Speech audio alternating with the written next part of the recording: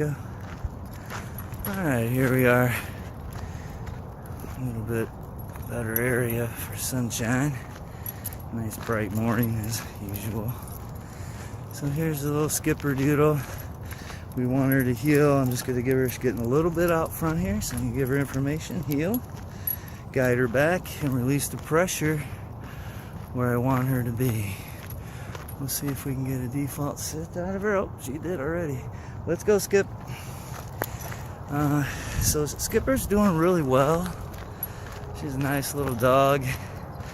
You know, it's the time to train your dog. This family that owns Little Miss Skipper Doodle is taking the right steps to train their dog early.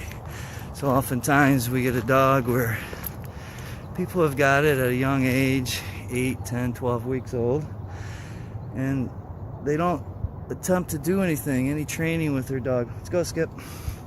And so their dog becomes crazy, out of control, destructive, jumping on furniture, jumping on beds, things like that.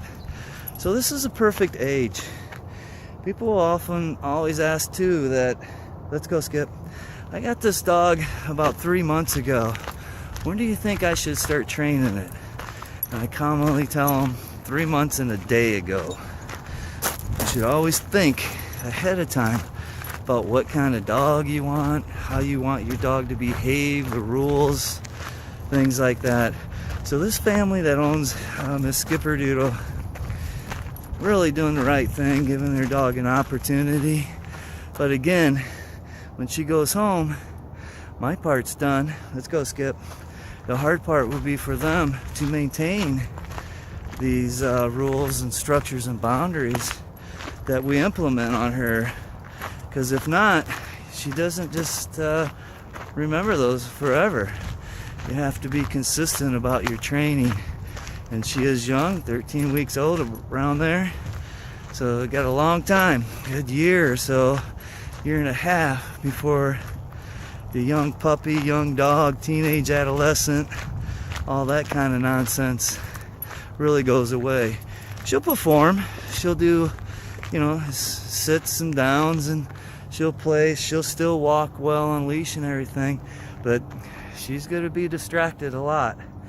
You know, just as a young kid, teenager, whatever. They look around, oh, hey, let's go over there and do this, do that. But no, we want their dog to pay attention to us, to default sit, as we refer to it. When we stop, we want the dog to stop. Let's go, Skip. But she is doing remarkably well. I really like this young little pup. And we'll see if we can go up here to get out of the desert here and get up onto the street. And that's something we like too. When we come to a curb, we refer to everything as a threshold. We stop, we want our dog to stop. We want it to behave. If we stop to talk to someone, we want our dog to stop and behave. We don't really care if they lay down at that point, if we've been talking for a little bit, just as long as they are in a calm state of mind and not jumping all over us, jumping all over the other people. And if they also have a dog, we want them to also not let their dog do the same things. So it's respect on both sides. Let's go, Skip. And so we get our dogs to respect and be good, and we want other people to do the same towards us. So again, this will be the last one. There we go, a little bit of leash pressure on that one. But here's Skipper Doodle. She is doing remarkably well.